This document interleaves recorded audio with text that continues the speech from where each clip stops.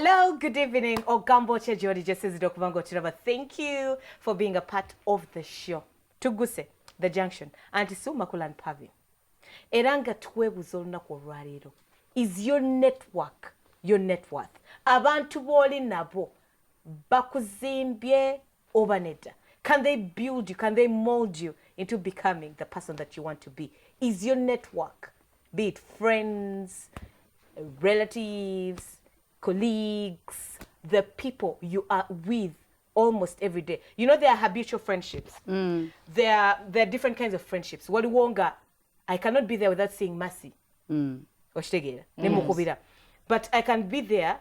Ningamba, I have my friend, she's my child's godmother, Namali. We can spend like 4 years without seeing each other. But I know I love her. I know she loves me. Yes. I know she understands me. Auntie, communicating. And I'm going, yeah, she gets me. No, you know each other. Now, you understand each other very well. That can't be network. No. That is friendship. That is friendship, yes. Now, network are the people you're with every day.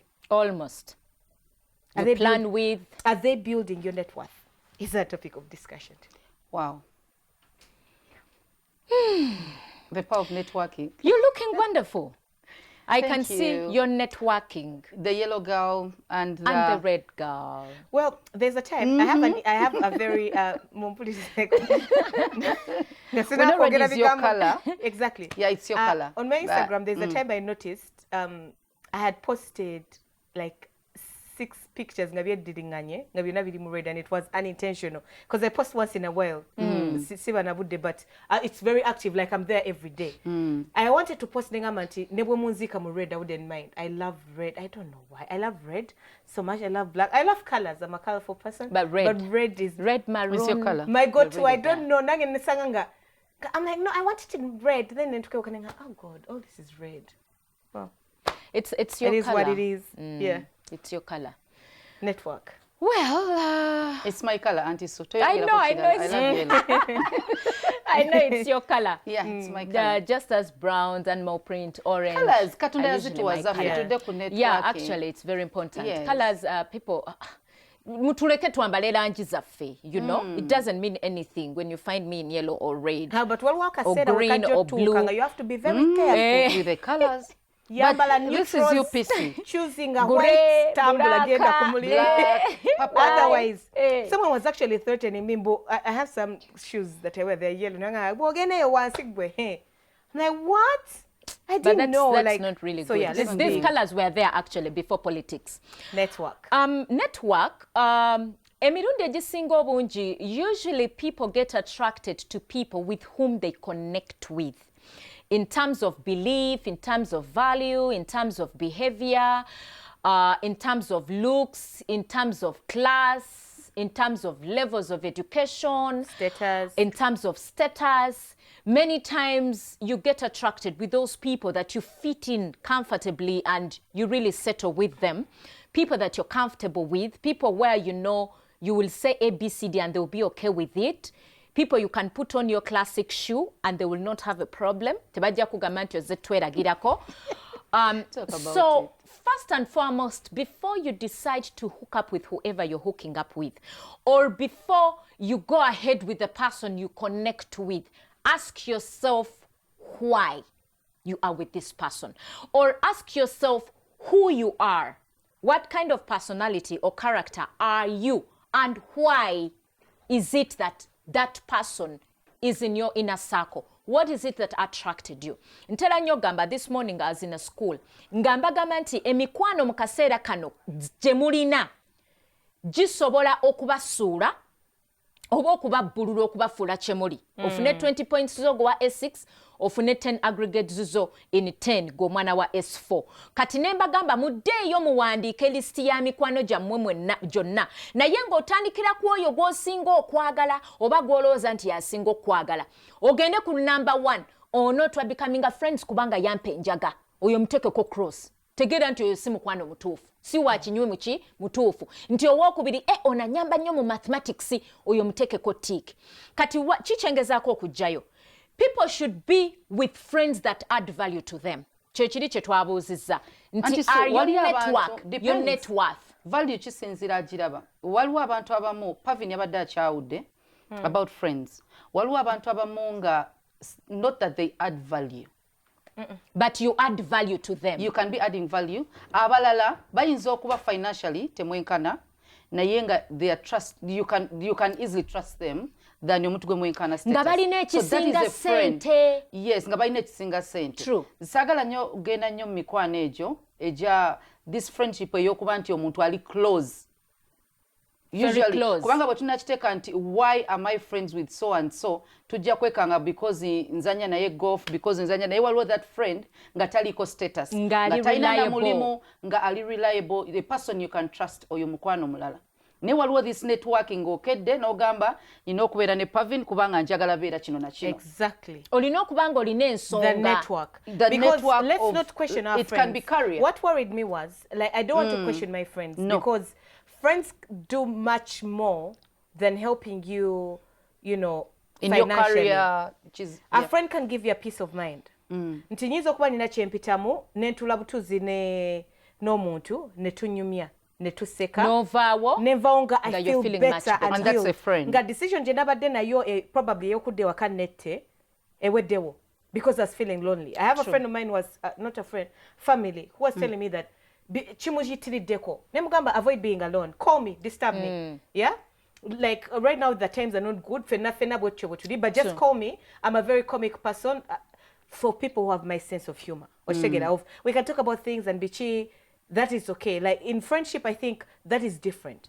But when you're talking about network is mfuse muchala mufumbo ochitegera. Era originally my in-laws told me, my mother-in-law told me, chandibadde kirungi bo manya aba mothers union abali mu church yo. Ochitegera. That is networking. I'm looking for people in the same field with this marriage thing abanda yambako oba kwonoolabira okitegera naye kakati singa natuukayo n'ensanga nga be boogerako bagamba musse mu cupa oba mukole bwoti, are they worth it? Because there are people who would stay. Yes. Are they worth? Is that your net worth? Is that what you're choosing? Is it building you? Is your network that you call network actually giving you worth? Pavin, you were something before that person telling you to go for witchcraft.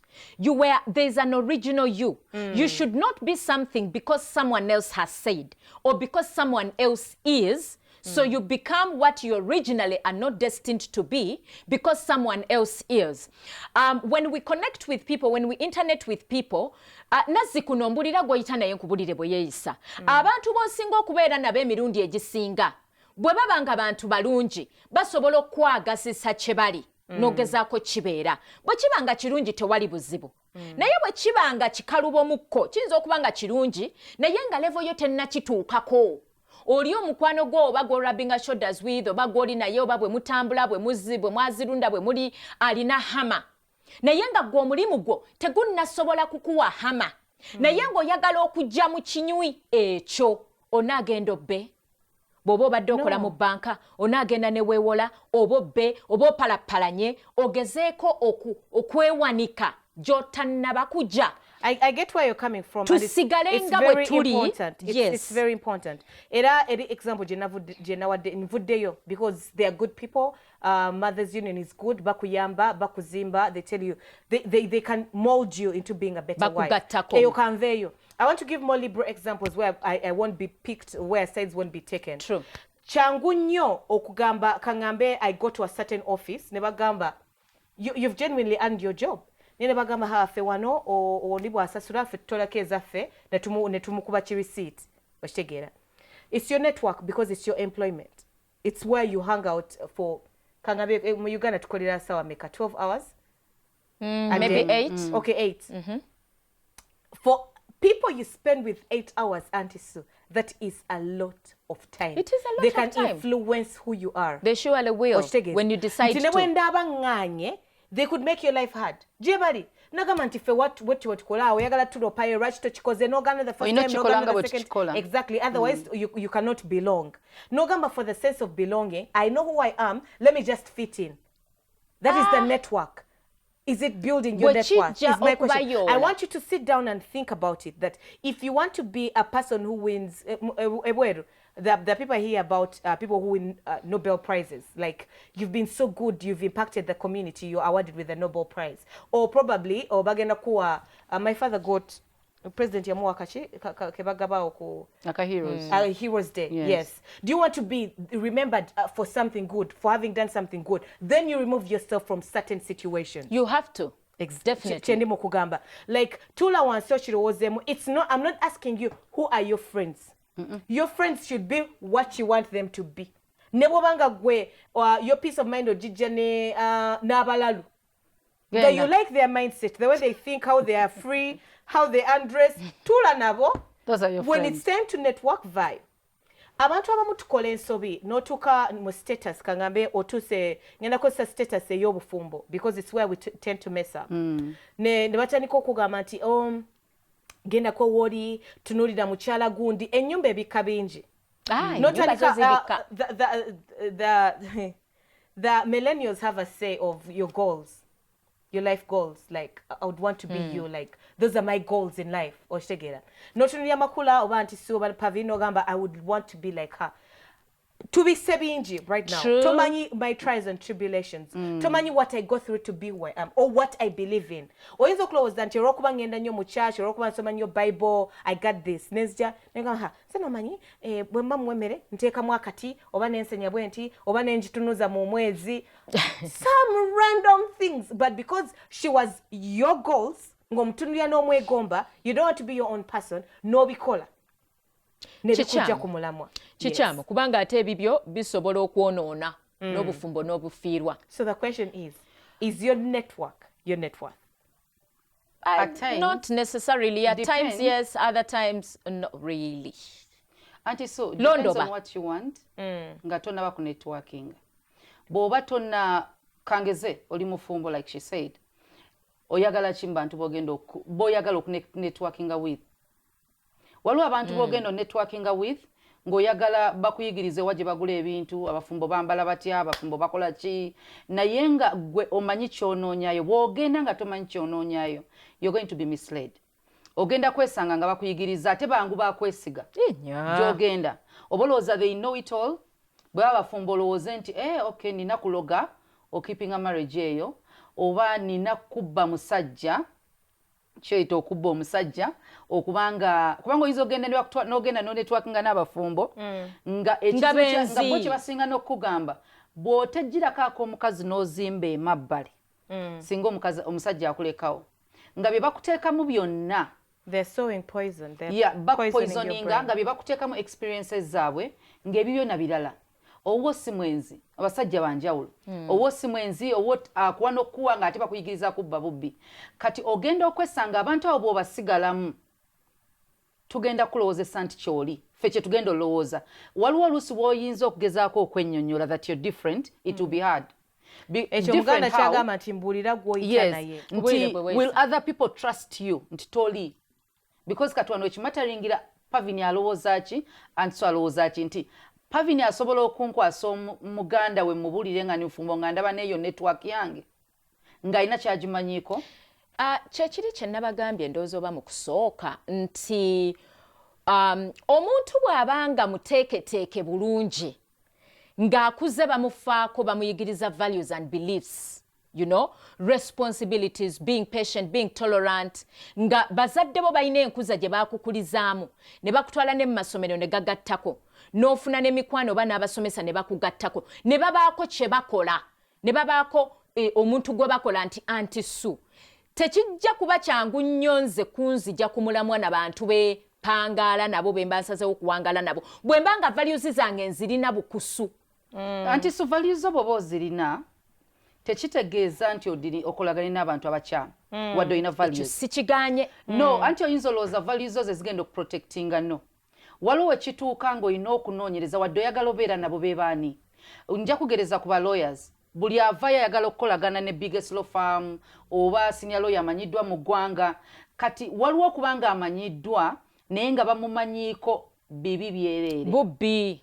asobola okulyamu abantu emisango nayite mabega nayite wa Pavin nagamba leetayo zino nze ngunongoleke akumpanya ssente z'abannamwandu oyagala kumanyibwa so you network with such people naye nga wadde olina values tetujja kukkiriza nti ozirina because of your network zimba ekikyo kizibu okwetandikira to me, what I believe is your network doesn't necessarily mean it's your net worth. I think they can be totally different things. Ndisobola kubeera nga your network yange because when nesanze gwe mulimu gwenkolamu but it doesn't mean ate mutu downplaying nnyo kwegamba mwe bagayi for lack of better words. Omuntu nakutunuulira because bagamba n'omuntu akubira engoma nozina. Notunuulira n'ondaba nti oyo omuntu alina kyamanyi nga my friend whatever is messing you up nkirina wano mu bwongo. Era nga nsobola okikutaasa nkikuggemu. Ekisobola okikutaasa nkikuggemu okitegeera. Ate waliwo n'abalanga their network is just market research. How do this kind of people live and what would they need? I can provide it. N'omusanga one Bill Gates ali mu t-shirt ali mu sandals ze atudde n'abantu ba bulijjo. Nolaba abenjawulo there are people like that. Nolinga mugagga nnyo tasobola. How do I sit with people below the gap of $1 million? Naye yerabira. For him awuli oba mukwasiza ice no. Like for him that's him. He has to deal with the rich and the rich only. Oshegera. Noba wo olinga gwe oli market research ate nga takwisiza mu maaso omuyamba naye omuzimba. Do you get what I'm saying? So sometimes bino bye mugamba ngati mbulira gwoyita naye it doesn't necessarily mean you're right. Waliwo ebintu ebimu nga depends on what you do. Nja kugereza abantu abalina organizations, NGOs. Kizibu musanga nga alina kubeera n'abawaggulu ng'abantu beyeetaaga bali wansiwe. Okulabirira. So bw'onoba weetaaga okubanga ogenda mu ghetto olabirira aba ghetto.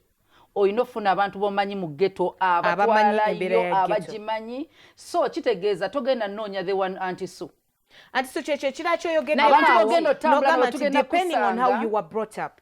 If you were brought up well they can kubuli nti waliwo we weesanga mu mbeera oluusi nga for survival that is the order of the day. Nga bagamba nti bw'ogende wabulyawo bw'ogende bulyambwa olyambwa. Exactly, for survival, but you know if it doesn't go against your morals, it doesn't go against your principles, you're just bending a few rules because you were brought up right. But why remember, would you? That's for Why if would you were you? brought up right. It's Why? You found yourself. I'm not saying sigena kwa example zigena kutisa. Nene wesanga ngoli in a certain country. Oshegera tewamanyira kwambala mpale era chikontana ne nzikiriza yonga omusiramu. I'm just giving an example. Neno tukayonga the winter gets really cold. You need to wear socks, jeans, trousers, then a skirt, then otekeko top, then ne hijab. Webikirire. Oshegera. It doesn't mean that you've gone against. You're just staying safe. That's okay because that is genuine. That will not hurt any other person. Naye buli lw'olikola ekintu ekikyamu tata wakusange mu mpale nga yazikugaana ogenda mu nnyumba buli lwa anti otaddeko hijab ekwesa empale you've not shown nti ojambadde bayinza n'obutamanya nti ojambadde naye okugenderera okukola ekintu ekikyamu kuba be bantu b'olimu because it's the end of the day ate ng'olwedde omanyi nti wagaanibwa okukola ekintu bwe kityo oba it's not how they've groomed you. I kind of feel it's not very good to compromise quality because you want to fit in. Kiba kirungi nnyo gwe n'osigala ku mulamwa. Nti bw'oba tosobola ku-influencinga abantu bali kukola bintu mu butuufu bwabyo, osanze bali enguzi. Mu office nga it's the order of the day. Naawe ne weegattako n'oli enguzi, n'oyongera ku kikyamu kiri. Gwe n'ogaana obbe yawulamu waakiri obutagirya. No salawo chikole na yenga mu mutima gwo muli omanyi nti kyokola kikyamu nze ndowooza nti you're compromising your quality. I would rather you stay with your step osigalewo waakiri gwe osobola ba influencinga wadde osanze bavundu osobola ba influencing okukola ekituufu kubanga nze sagala nnyo omuntu who starts bending rules because you found rules being bent. No, ntegedde bubi. Being wrong varies. Okitegeera. Being wrong really But truly the thing is just the mere fact of saying being wrong. Auntie, bw'oyogera ku kubba, that is, it was set by the Lord. It's in the Bible. It's in the Ten Commandments. It's a sin. Not just being wrong. It's not just being wrong. It's a sin. Nyinza okuba nga nze kyenkola. Kugwe kikyamu. Nga ki? Let me say I'm putting on this dress. Nga makula tufyak. Nga nze ndaba omukazi omufumbo lwaki ajambala. That is wrong before me. No mukazi omufumbo. Anti kakati pavi. Okyala kinga bakutwala. N'oyogera ebigambo biyitirivu. Kitegeeza nti makula alina obuzibu. No. Kubanga bwemagulaba. Mu world ye. Kiba kikyamu. Omanyeza amateeka. Kiba kikyamu naye okosezzaani. Anti so oyinza okkiriza waliwo ekikyamu ky'okola ng'olina gw'okosezza nga ddala kirabwako. Anti so osobola okkiriza nti in your world esobola obeera ng'omukazi watafukamirira musajja aba tali hambo aba tamusizza mu kitiibwa. Naye ate mu world ya bba wange nga takirinaako buzibu ne mu culture yaabwe nga n'oba otafukamira. Okyali ku junction. Tugendera ddala maaso era nga twebuuza, does your network necessarily mean your net worth? Tovaawo.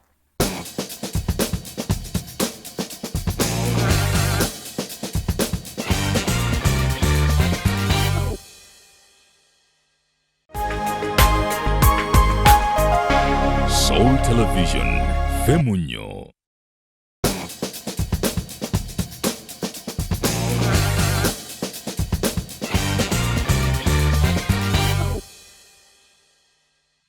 Okyali ku Munyo. Do not forget about our Junction page. That is on Facebook, The Junction, Soul Television. Remember also, we have a YouTube channel where you can go and follow up on all the mixed up links. Gwe yakatwenga kongo gama mama kampiseko. Well, ku YouTube bonna jebuli bulamba. Is your network necessarily your net worth? Kaakati nnyabo. N'omwami owootafayo ku byakufukamira. Ne mu culture ye tekirimu. Bw'alifuna era badde example nedda. Anti era ngamba kale whoever nti eyo empisa ffe waffe ffe tuli bati tetukifaako. Naye omanyi nti waliwo cultural values z'osobola okweyazika oba okuborowinga ne zibaako bwe zikuyisa. Nga abantu abo kankubuulire oba oliawo okufukamira kuno kunanzikakkanya n'enkusonyiwa. Ekisinga obukulu okuvuma eyinza okunjiza ogitwala nga nsobi naye bw'obanga onvuma ng'onkikinalako nga n'okufukamira tofukamira toyinayo kalungi konna k'okola kalaga nti oli mukyala mulungi awo obutereevu mba ngenda ku misunderstanding. Okufukamira kuli culture mpisa za mu bantu ate kiraga obukakkamu. Bantu za mukyala Omuganda. It's not Baganda bokka. Okufukamira tekinaako buzibu. Olaba n'Abangereza n'Abazungu omwami asobola okufukamira n'ateeka ku mukyala w'empeta nga mu proposingira. It is one thing of honoring someone, you know, and yogera nnyo tuwulire. Sikutegeera mukwano. Nedda, yes. It's culture for Baganda women. Ekyo si kiganye. It's culture for nice Baganda if it was women. adapted everywhere. Anti kamugereze. Sezaala wange lunasooka omulaba yajja mpehaga katanfe. Ofubu tukemisine nodduka n'ogenda It was wrong. Anti kakati wali okola ki okuyimirira? Wadduwaki wali okyayimiridde nga Sezaala wajja? Tudderi najja nampa hug. Fukamira. Anti it is wrong Buganda Sezaala okuwa mukamwana hug. Kakati wakola otya? Tumalireyo emboozi. Ate wali oyagala nkole ki? Nali olwedde fukamidde nuwansi najja nampa hug. Niko gwe n'omwambalira. Ne mugamba tetwagenda nali still like this. Kati awo w'omugambira nti mpozi eno temuwa. That's what he said. There is something you did that showed him it wasn't wrong. No problem. Chovolaba tewamunenya wamutegeera mu mbeera ze. Nedda kulaga nti kivaringa nga family wagambye. Anti kakati makula tekiri naye yamala n'akitegeera nti si yenkola. Woya abanyazaala batula n'abako ne batula nga they are out together. They have lunch together. Tokirabangayo? Gwe bw'onojja Omuganda n'okiraba ojja gamba what are they doing? Ojja kyebuuza. Abomination. Kababulireyo ekintu kimu kye njagala tutegeere. Culture bw'ebanga teriimu a particular mpisa. Naye nga particular mpisa ezo nedda nga particular mpisa ezo ziina we zigenda okuyambira. Lwaki oba tokipracticinga nga tekigenda kukosa muntu? Naye buli muntu omufuula Muganda. Tewali akufudde Muganda nga toyagala. Naye omwami wo ne bwaba mu kyoli. Omuntu ne omwami wo ne bwaba mu kyoli nga yandisanyuse ng'omufukaamiridde kigenda kujja ku. It's very okay. It's okay. That's what we are saying. You can do it. Tewali n'omu aganye. Kyenjagala otegeere kiri bwe kiti. Tewali n'omu aganye. Era ideally it would be nice if we adapted. Nga Mukama bw'ayagala tudde eri Yesu Oshegera, God wants us to go back to kirise. Ne tuchali yeno ne tugana no dirira mukono komawo. Ideally, now watch money. Ntibufukamira kumavivi mukama katonda agenda kumpulira. Ni waliwo wechikusukako nolowoza nti you're the one who has to finish the problem. Ne weteka kuwasi. Ideally, in the Garden of Eden where things were perfect, before we sinned, that is how we would want it. Teri mukyala tayagala kubanga omwami wa mulabe ati agonze. Era singa amanya nti okufukamira kwe kulage kugonda akikola. Okitegeera. Ideally, that's how it is. Naye waliwo okujja nti nze for 25 years nga nze okumanya nti omwami mwagala mogwa mukafuba oba ne muwa pek or I make for him breakfast. Nga kneeling is a by the way. So okikola so that takuyimirirako, but it doesn't come as bwe sitafukamira sikuza mu kitiibwa. Okitegeera kye ngamba. It's because of culture and it doesn't take away the fact that it's very good. Now moving back to the topic. Respecting. Yes. Now moving back to the topic. Kye nawadde kugamba ekyatutuusiza eno yonna. The being wrong sometimes varies. Okitegeera. Nti oyinza okuba nga ekintu kyendiko kuggwe tekitula bulungi naawe. Ate n'otandika okunjajinga olw'engeri gye nkolamu ebintu byange. Okitegeera. Me, I had a problem with Makula because that is who I am. She's so welcoming. Bulyaze. Jangu nga bwoli. She's always cooking lunch of like 50 people. She's like Jesus. Now to me, I don't understand it. Like, every how? Sunday. How do you be using my toilet 20 people every Sunday, for 2 weeks consecutively? I can't. To me, yeah, I'm a bad person. I'm alone. It's how I was brought up. It's, to me, kati na bwentula ne mujajinga. Simutegedde ye javudde. Muntu w'abantu nze siri. And I'm not a bad person. I'm just alone. Nkitegeera. Naye njagala nnyo era nga tonnaba kugiwanga example. Makula bw'ayita abantu ab'enjawulo n'abawa ekijjulo. Aba ayambye eggwanga oba aba abakosezza. It doesn't matter why she's doing it. It's her home. So networking Pavin kyaleeta kyekino. Abadde ayogera ku varying kiri ya wrong. Kuba bw'okireeta mu kubba n'okulya enguzi. Ekyo kirala. It's just wrong. Awo tewaliwo wrongness. Naye kati bw'oba otudde wali n'otunuulira Pavin atayagala sibagala. I'm minimizing abagenyi. Ne Makula agamba mujje nga we muli. Ojja kutula wali or either you have a right to on your opinion to say Pavin alina ettima Makula muntu mulungi. Ate waliwo omuntu agamba alina olugabanguzi. Ono ye kitege buli muntu to your opinion. It varies. Anti kati kyova olaba nyinza okutuuka mu situation nti bwe nagende wa Makula oba ne tufuuka ba neighbors oba ne tuba nga tuli ba kiti kyekimu status wise. I may be drawn to do what she does because that's what people in her status do. Okitegeera nti bwe mbanga ndi mweno position esobola okuyamba abantu abasobola okuyamba bakkiriza abantu ne bajja. I didn't know. I'm just learning because I'm now networking. Do you get what I'm saying? Ate nkikoze lwa kubanga status. Maybe eventually nja kuyiga that it's good to have people around and what. But as for now, I'm doing it for survival. Nzirayo wali ku example yange that the wrongness varies. Nti waliwo n'abamu abakola ebintu nga takikoze nti olw'okuba nti avudde ku values ze ba morals ze. Akikoze kubanga okuweesa omwami wange ekitiibwa amaka gabeeramu abantu. Kakati lwaki tojja n'obuuza Makula lwaki akikola nga bw'akikola? Does Makula want to sit on the same table with me? Kiriza ekyo nti nyinza okuba njagala mbeere nga mukyala w'omukulembeze w'eggwanga right now. Does she know who I am? I would have to go through COVID test. Boyagala okwebuuzako personally. Baagala. Yet I could just sit all over from here nenjiga.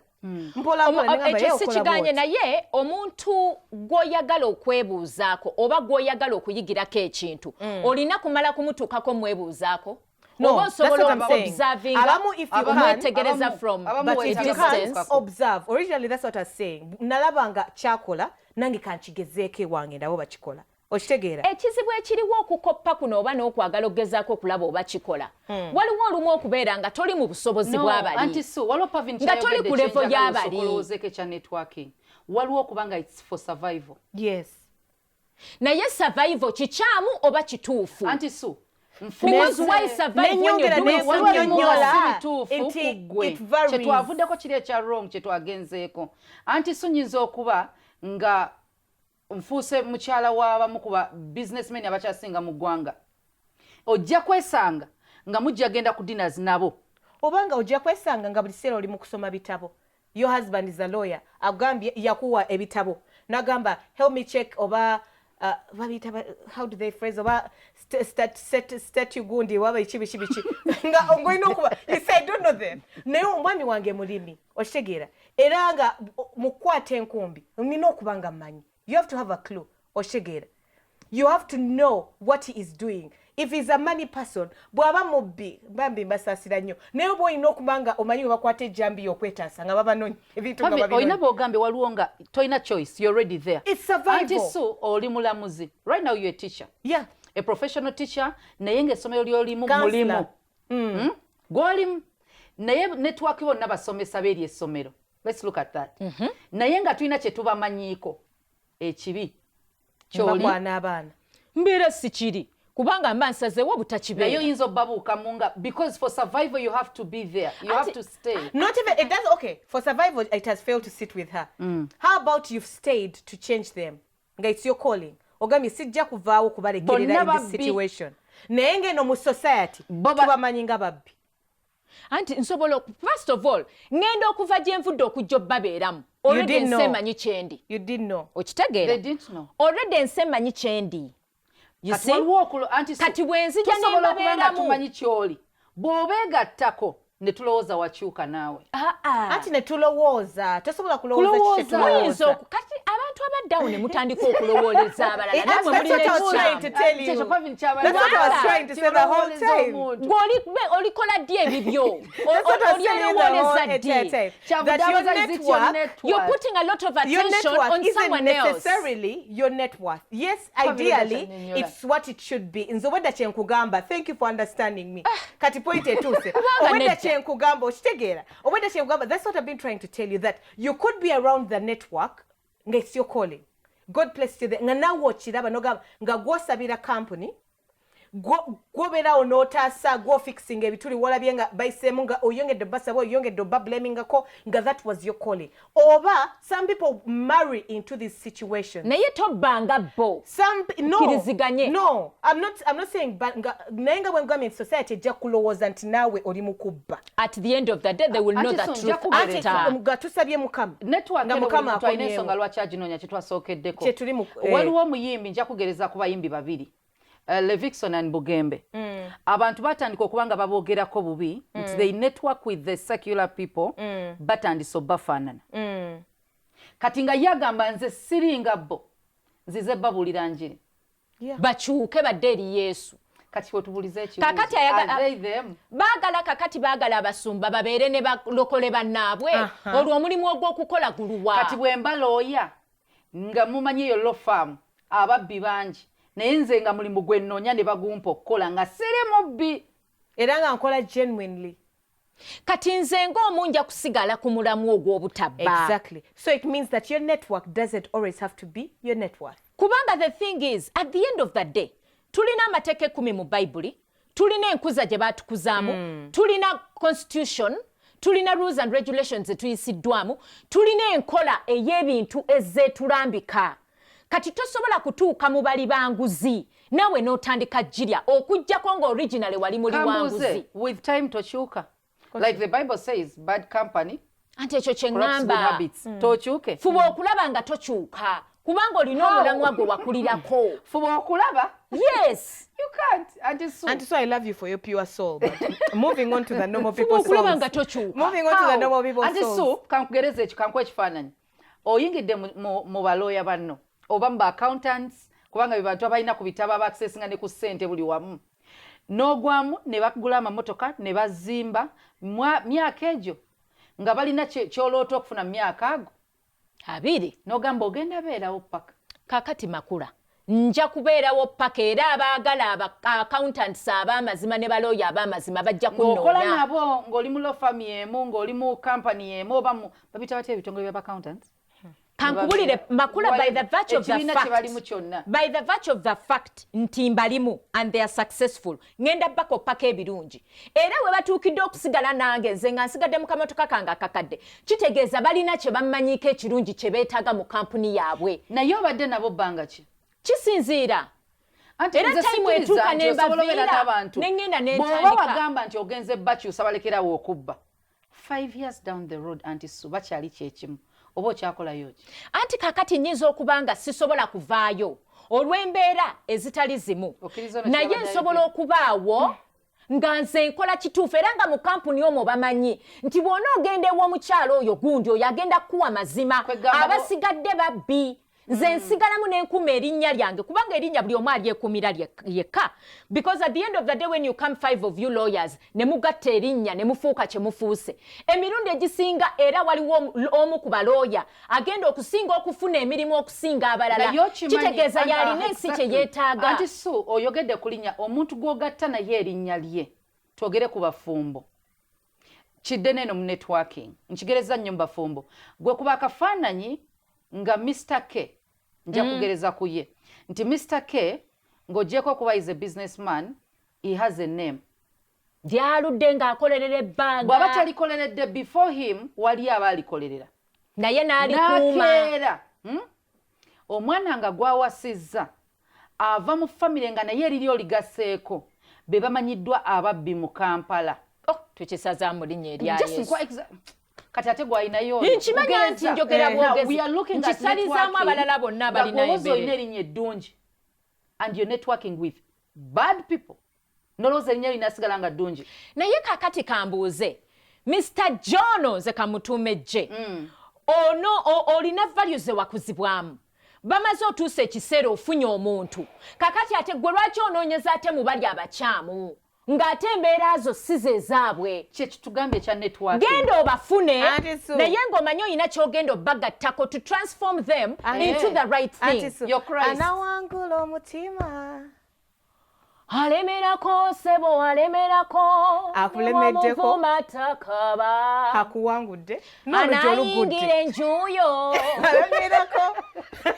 So basically what I'm trying to say nti love eno tetwandigitaddemu ate onoonyereza ate ofunye mu bali alemeddeko era awangudde omutima oshegera kyena badobodda njagala obbagamba that some people fall into the situations you are not born and prepared for it naye n'ofumbirwa omwami wo n'afuuka president. You have to mature up. You have to man up. And your network automatically egenda kyuka. Oshitegeera. So you're now going to move. You're going to be elevated from you have to watch what you say, what you eat, where you eat from, how you move, where you go. Bakuteekateeka wadde olina background ensomesa eno bw'ozza otrainingibwa waliwo eddaala ly'ogenzeeko balina okuteekateeka okusobola okugyamu eryo eddaala bakuteeseteese but kyenjagala my point is here kyenjagala the question was is your network your net worth kakati bali mu kuteekateeka abakuteekateeka they are probably born for that they are who they are. You've just been married into. Nolowooza nti olw'okuba kati ndi nabo nange ndi bo. Yet you could be dropped like a kyekiri kyeŋŋambye tobeera bo naddala nga bye bakola n'abalangira tekikufuula mulangira. Your network sometimes isn't your net worth. Nti nyiza okugezaako ne ŋŋamba nti nze bannange I'm a Budonian, I went to Buddo, naye nga man waliwo ebintu ebimu nga totuukirizigana ku mutindo obanga gwe mukama nsonyiwa sigenda giwa example kanjireke but I was going to no kangereze nti essomero eryo lyabeerawo nga automatically omwana wa kabaka asomerayo aqualifyinga n'abaana b'abaami najja ne yeesanga nti Sangalyambogo ali ne Pavin mu ssomero lyerimu. Does Pavin become Sangalyambogo? It doesn't make you the princess of what? Buganda. Ate Pavini lwaki ayagala okubeera Sangalyambogo ate nga ye bagamba nti network yo nyiza okuba nga ntudde nammwe weetereeze tereera otegere nti toli bo wezuule. That's what I'm telling them, that sometimes you could be networking with the right people but you're not them. It's not your net worth. Sente zaabwe sizizo. Naye nga they can inspire me to begin making the money. Mpozi okubabba. Nga nyiza no zibasinza. Bw'oba osobodde. Yeah, God willing. Bayinza okuinspiringa. Bw'obanga osobodde, okitegeera, but it's not your net worth, because that was the question. Sente zaabwe sizizo. Kiringa, waliwo omuntu ajja n'akugamba nti waliwo akayimba kagamba sigwa jjajjaawo. Okitegeera? Nti olw'okuba bw'atukolera busumba tuyita bawalabe, batabaani be, n'otandika okuzimba, otambula weera n'ovuma buli omu ku kkubo wenna. My friend. Kubanga okola ku mukutu. Just like this. Gusobola okuggwaawo. N'otandika okumanya kiki ensi kyekuleetedde. Ate n'ensi n'ekulaba. Nga yali azimbye. Oyinza okuba ng'oyagadde onetworkinge nabo. Abamu weesanga you've lost yourself. Exactly. In trying to be who they are. Don't lose yourself. No, anti bo tebalina buzibu. Gw'olina buzibu. Waliwo omuntu eyaŋŋambako n'aŋŋamba oyinza okuba nga abantu b'otambula nabo nga your salary is their tithe. Wangi. Ate kisoboka munaye. Nga omusala gw'ofuna nga kye kimu eky'ekkumi kyabwe. Nga tithe gwe musala gwake. Kati ng'oli naye n'oyagala livinge nga ye. Pressure ng'ekutwala. N'oyagala olye mu bifo ebiri expensive nga ye. W'ogenda kwesanga olya capital ye ng'alya ki? Magoba. Actually ng'alya pocket change. So network don't lose yourself. It's easy to lose yourself anti suka stosalawo network eyo giyingira. Because now, for people who have a bayingiremu. mentality like yours, oh, I want to be inspired, so I'm going to be, chilling with the rich, the cream of Kampala. Yes, I want to learn how they make money. Now, when they're having business meetings, they sit at Serena. I'm going to use it because you all know it. And everybody foots their bill. Tukyagendera ddala maaso era nga twebuuza, is your network or is your net worth? Toval.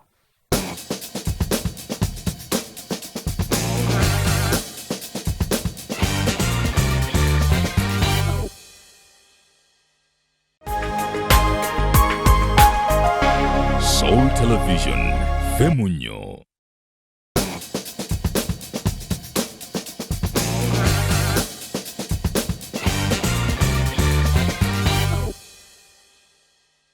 Okyali ku Junction tugendera ddala maaso era nga twebuuza, is your network necessarily your net worth? N'okubajjukiza in a very special way, if you want your teeth to be sparkly white, so that ne mu network mwotudde bw'osmilinga abantu tebakudduka buddusi. Ensi ekuwa ekitiibwa. Obanga omissinga dates, lunch, whatever kye mulina okuba nga mukola mwenna nti oli mu doctor's appointment. Kozesa Avien toothpaste. Very, very special toothpaste. Good For for the sensitive gums. teeth.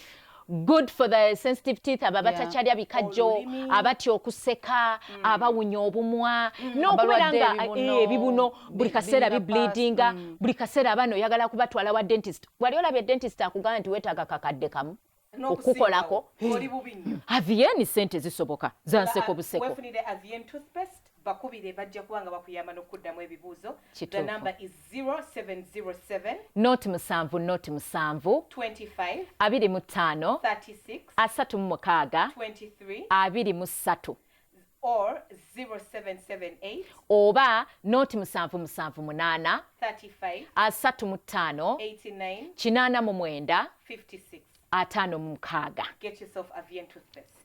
bwe guli. Tubadde kummwe abalowooza that when you chill out with the rich or when you chill out with the blessed, now no, blessed is a bad word, everyone is blessed. Abakitegeera in layman's language of blessed, we mean you have material things, wogenda you're favored, what nolowooza nti olwokuba mbeera ne pavin nange nfuuse pavin. Bw'oyogedde favor, the Bible talks about it. Nti talent yo esobola okutuuza ne bakabaka. Yes. It takes you before kings. Bw'ekutwala before kings. Tekufuula kabaka. Tofuuse kabaka. When I sit with Pavin, like network, when I sit with Auntie Sue, nga si friendship, twakyawudde ekyemikwano. Tolowooza nti Pavin kyali kyoli.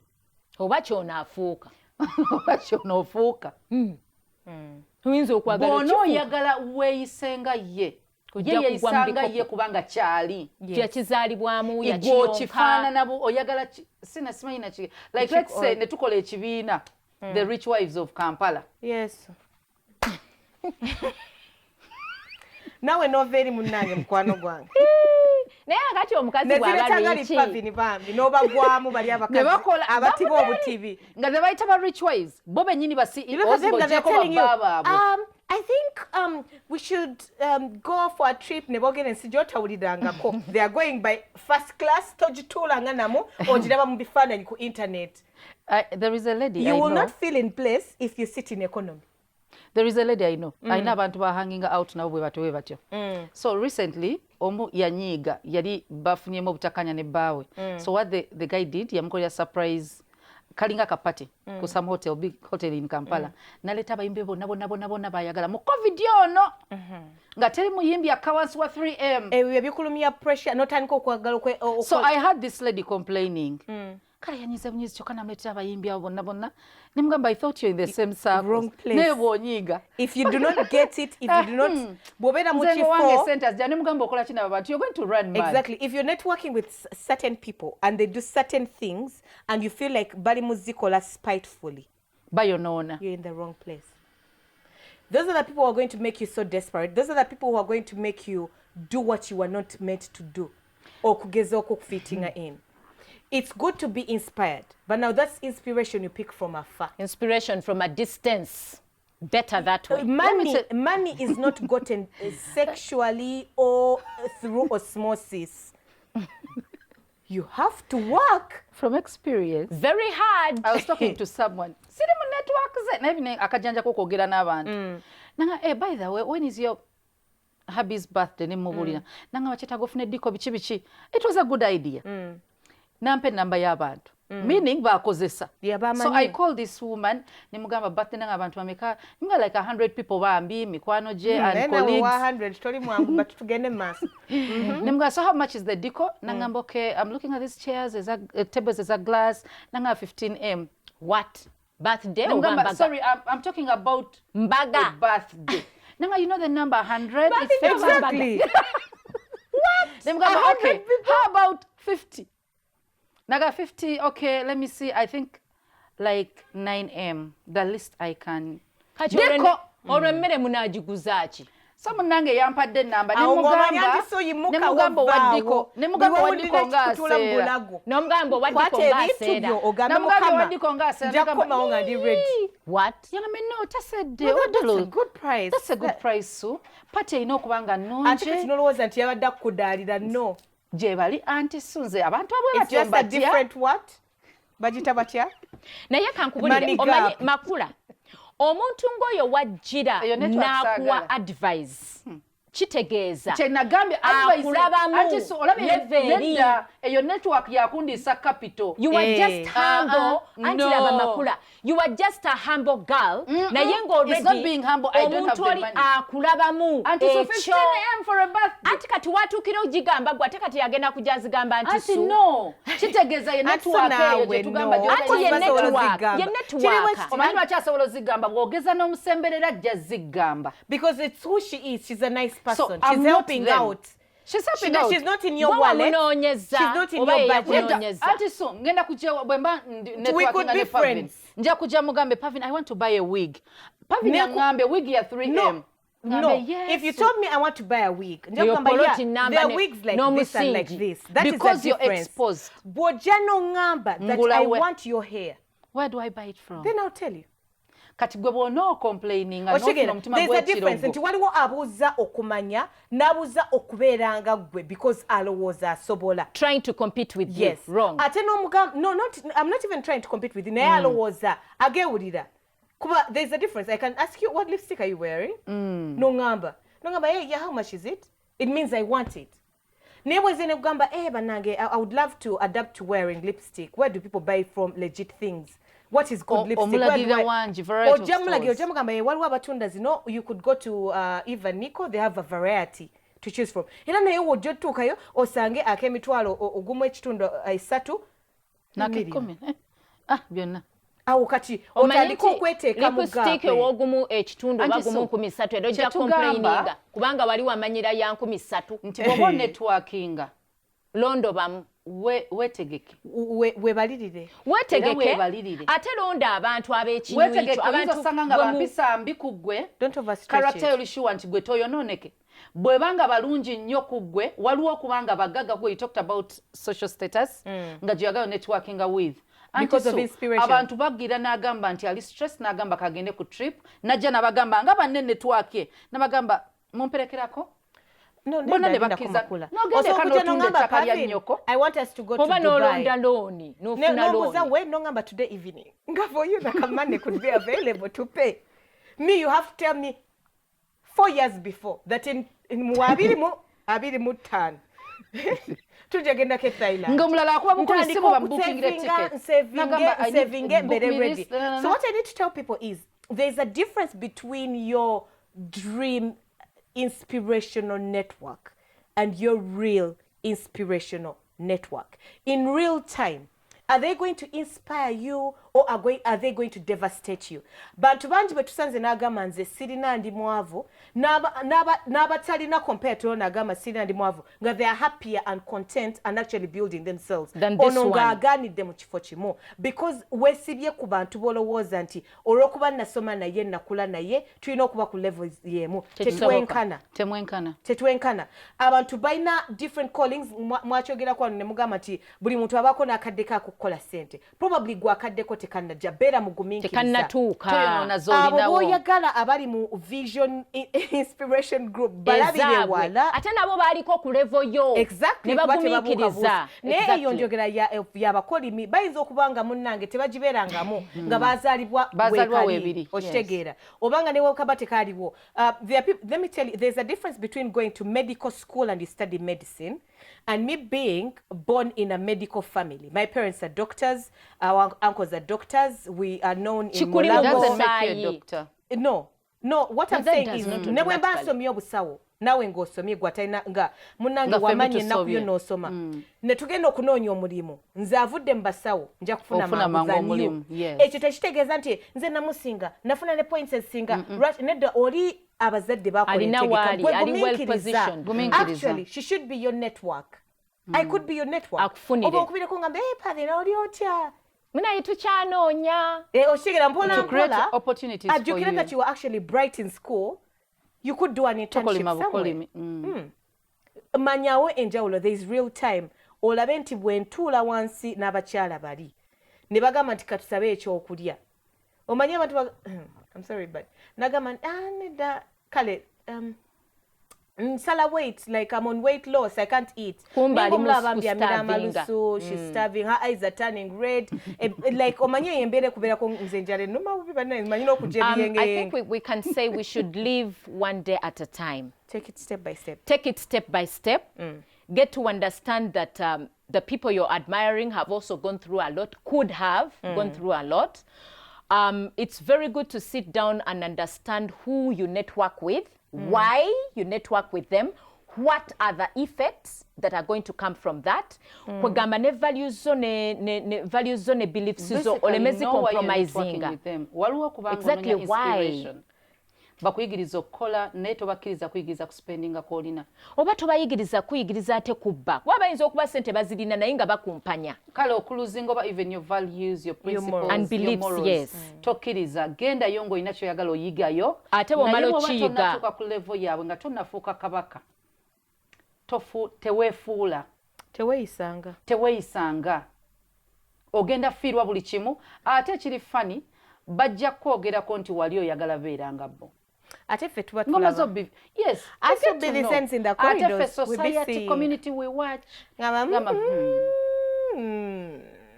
n'otunda capital yenna ebintu byonna mu dduuka n'obimalamu nga pressure ekutta. So know the difference between the weekend oyagala nawe osuleko out nga oyagala kubeera ne peya zengatto 10 nga between the real and dream. Wemanya nti kati gwolina guleyo eya black eya brown zibaire mu closet yo. Over Junction. Tubagala nnyo, we love you and appreciate you so much. Mwebale okubeerangako ne mutulaba. Well, until next time, take it to our Facebook page. Bye-bye.